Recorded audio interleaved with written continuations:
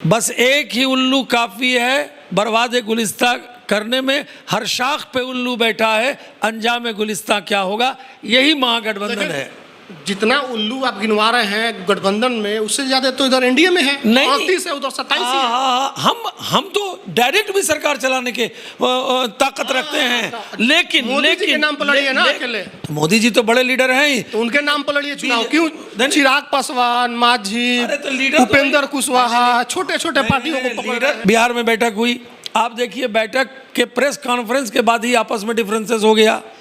ममता दीदी का आपने देखा, केजरीवाल जी का आपने देखा, ये इनको फोबिया है, भारतीय जनता पार्टी का फोबिया है, नरेंद्र मोदी का फोबिया है। देश के यशस्वी प्रधानमंत्री, दुनिया के अंदर में उनकी स्टेबिलिटी बढ़ी है, दुनिया के अंदर में Bharat as a force, India as a force के रूप में जाना गया है। तो ये किसकी बदौलत है? जब पटना में बैठक हुआ विपक्षी एकता को लेकर, तो आप लोगों ने कहा कि ये लोग मोदी से डर गए हैं, इसलिए 17-18 पार्टी एक साथ आ गए मंच पर, सब भ्रष्टाचारी हैं। तो आज आप लोग क्यों बैठक कर रहे हैं, वो भी 38 पार्टियों के साथ? विपक्षी एकजुटता को लेकर आज दूसरी बड़ी बैठक बेंगलुरु में हो रही है। पहली बैठक जब हुई तो बीजेपी के लोगों ने कहा कि एक ही बंदा सब पर काफ़ी है।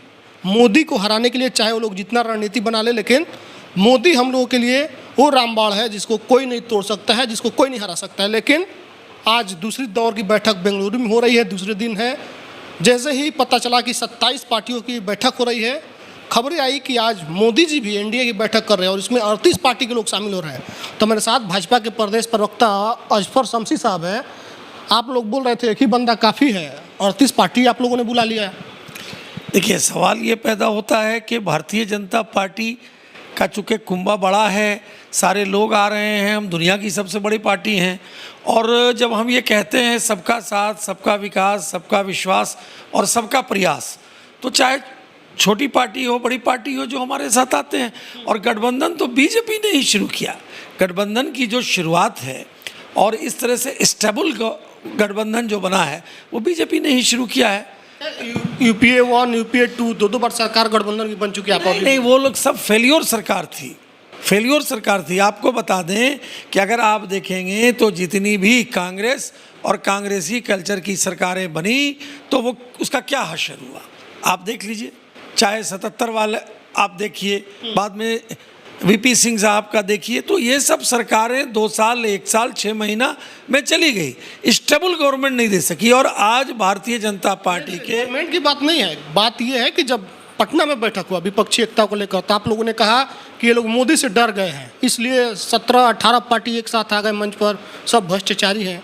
तो आज आप लोग क्यों बैठक कर रहे हैं, वो भी 38 पार्टियों के साथ? हम, वो तो बात सही है कि वो सारे के सारे डरा है। आप डर गए हैं या फिर विपक्ष डरा हुआ है? कौन डरा है? कैसे डरे हुए हैं? हम एब्सोल्यूट मेजोरिटी के साथ हुकूमत कर रहे हैं, जनता का जनादेश हमको है, आगे भी जनता का जनादेश हमें मिलेगा, क्योंकि प्रधानमंत्री का कोई वैकेंसी नहीं है। देश की जनता ने आपको मिलेगा, ये आपके से इतना बिल्कुल, इसलिए कॉन्फिडेंस से बोल रहे हैं कि काम दिख रहा है ना। क्या काम? देश के अंदर जो अवाम है, नहीं पहले बात समझिए, बैसाखी का कहाँ सवाल है? हम जब बड़ी पार्टी हैं, हम जब ये बात कहते हैं सबका साथ, सबका विकास, सबका विश्वास और सबका प्रयास, तो जो छोटी पार्टी भी हैं वो हमारे साथ आती है। हम तो दुनिया की बड़ी पार्टी हैं, देश की बड़ी पार्टी हैं। हम उस तरह थोड़ी हैं जो लोग ये कहते हैं कि छोटी दुकान और बड़ी दुकान। कौन लोग कहते हैं? तो उनसे ने पूछिए ये सवाल जा करके।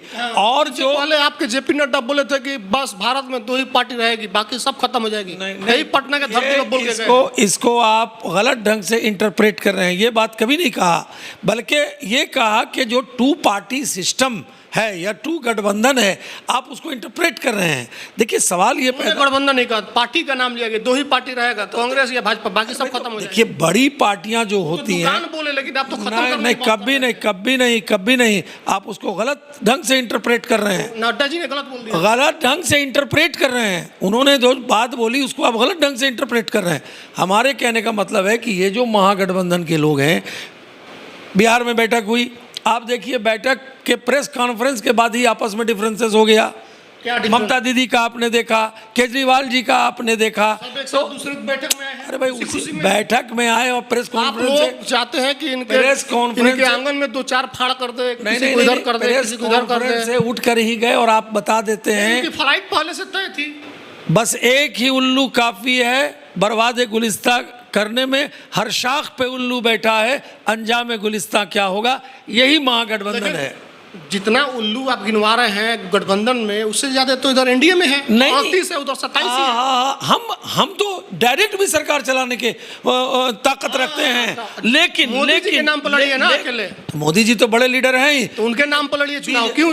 चिराग पासवान, मांझी, अरे तो लीडर उपेंद्र कुशवाहा, छोटे छोटे पार्टियों को पकड़ रहे हैं। लीडर तो हमारे मोदी जी हैं ही, इसमें कहीं इफ एंड बट है, लेकिन अदर पार्टियां भी हमारे साथ हैं, हमारी गठबंधन में है, तो ये अच्छी बात है। आप महागठबंधन से हम पूछिए कि उनके लीडर कौन है, किसके बेसिस पर वो चुनाव लड़ रहे हैं। कल जगत प्रकाश नड्डा जी का बयान आया कि हमने ना किसी का साथ छोड़ा, ना किसी को बुलाया, तो अचानक से अब लेटर जारी कर रहे हैं कि चिराग पासवान मेरे साथ आ गए, स्वागत है, उपेंद्र कुशवाहा का स्वागत है, मांझी का स्वागत है। तो ये डर नहीं गए हैं कि एकजुट हो गया पूरा गठबंधन, विपक्ष का पार्टी, अब क्या होगा? मोदी के नाम पे कमल नहीं। मैं बार बार कह रहा हूं कि भाई आप अगर देखिएगा तो मैं अभी भी कह रहा हूं कि डायरेक्ट बीजेपी 300 से ज़्यादा लाएगी और गठबंधन के साथ तो हम 400 से ऊपर रहेंगे।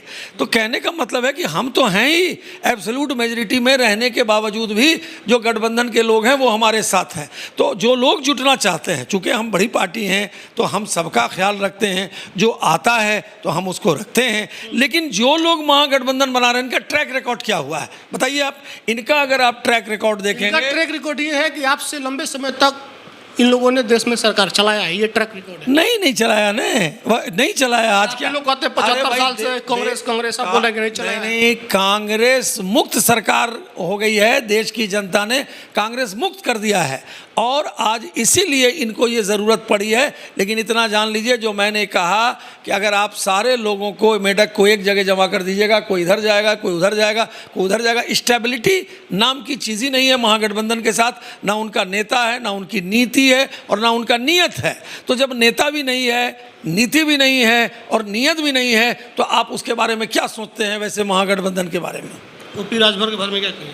नहीं देखिए, उन्होंने मोदी जी को कहा कि क्या क्या नहीं कहा, मांझी जी भी यहाँ से हट के देखिए, मैं उनको साथ ले लिया। मैं बार बार कहता हूँ कि राजनीति जो है वो संभावनाओं का विषय रहता है। हम बड़ी पार्टी हैं, हमको अकेले जनादेश मिला है, लेकिन उसके बावजूद भी छोटी पार्टियां हमारे साथ आती हैं तो हम सबको रखते हैं। और आपको हम बता देना चाहते हैं कि आने वाले दिनों में देश के अंदर कोई प्रधानमंत्री की वैकेंसी नहीं है। Modi versus all, BJP versus all, यही स्थिति है। और ये लोग जान लीजिए कि बीजेपी 300 रन बनाने वाली है और दूसरे लोग 10 और 20 भी उनको होगा कि नहीं, वो LBW आउट होंगे, यही स्थिति है। हमारे जो बैट्समैन हैं वो सेकंड सेंचुरी और थर्ड सेंचुरी की हैसियत रखते हैं, लेकिन उनकी हालत ये है कि वो 10 और 20 रन भी बनेगा कि नहीं बनेगा, कि उनका बल्ला डायरेक्ट जो है विकेट गिर जाएगा। आप इंतजार कीजिए, आगे आगे देखिए होता है क्या। चिराग, उपेंद्र कुशवाहा, मांझी जी, ये लोग पानी बोतल ढोने के लिए रखते हैं। नहीं, गलत आप बोल रहे हैं ना। मैं बार बार कह रहा हूं कि हमारा जब बड़ा परिवार है और लोग आते हैं तो सब हमारे साथ आ रहे हैं, इसमें तो डरे नहीं आप लोग? नहीं, डरने का क्या सवाल है। मैं जब बार बार कहता हूं कि हम ट्रिपल सेंचुरी बनाने वाले हैं और दूसरी तरफ 10 और 20 रन बनाने वाले हैं जो बोल्ड आउट होने वाले हैं, कोई मुकाबला ही नहीं है। मुकाबला तब होता है ना जब दो पार्टियां एक बराबर की रहें। तो एक वैसी बात तो है नहीं, ये इनको फोबिया है, भारतीय जनता पार्टी का फोबिया है, नरेंद्र मोदी का फोबिया है। देश के यशस्वी प्रधानमंत्री, दुनिया के अंदर में उनकी स्टेबिलिटी बढ़ी है, दुनिया के अंदर में Bharat as a force, India as a force के रूप में जाना गया है। तो ये किसकी बदौलत है? ये देश के यशस्वी प्रधानमंत्री की बदौलत है। इसलिए ये लोग बौखला गए हैं और ये बौखलाहट का परिणाम है। मैं आपको बता रहा हूँ कि ये कितनी बैठकें कर लें, ये कभी एक जगह नहीं आ सकते। चलिए, जनता हिसाब करेगी इस बार के चुनाव में। तो हमारे साथ अजफर शमशी साहब थे। विपक्ष में कौन मजबूत है, कौन किस पर भारी है, और क्या मोदी जी डर गए हैं या भाजपा डरी हुई है जो मोदी के नाम पर चुनाव लड़ना नहीं चाहती है? हर जगह पर, चाहे बिहार की बात करें, उत्तर प्रदेश की बात करें, अन्य जगहों पर छोटी छोटी दलों को अपने साथ लेकर चलने की तैयारी हो गई है। ओपी राजभर हो, जीतन राम मांझी हो, चिराग पासवान हो, उपेंद्र कुशवाहा हो, तमाम छोटी छोटी दल के लोगों को बीजेपी ने अपने साथ ले लिया, अपने खेमे में ले लिया है। और वहीं दूसरी तरफ कांग्रेस, तृणमूल कांग्रेस, RJD, JDU, तमाम लोग एक साथ एक मंच पर आज बेंगलोर में बैठक कर रहे हैं। आप लोग बताइए कमेंट करके कि कौन इस बार 2024 में किला फतेह करने वाला है। प्रतिक्रिया कमेंट बॉक्स में लिखिएगा। फेसबुक पे वीडियो को शेयर कीजिएगा, यूट्यूब देखते हैं चैनल को सब्सक्राइब कीजिएगा। बहुत बहुत धन्यवाद।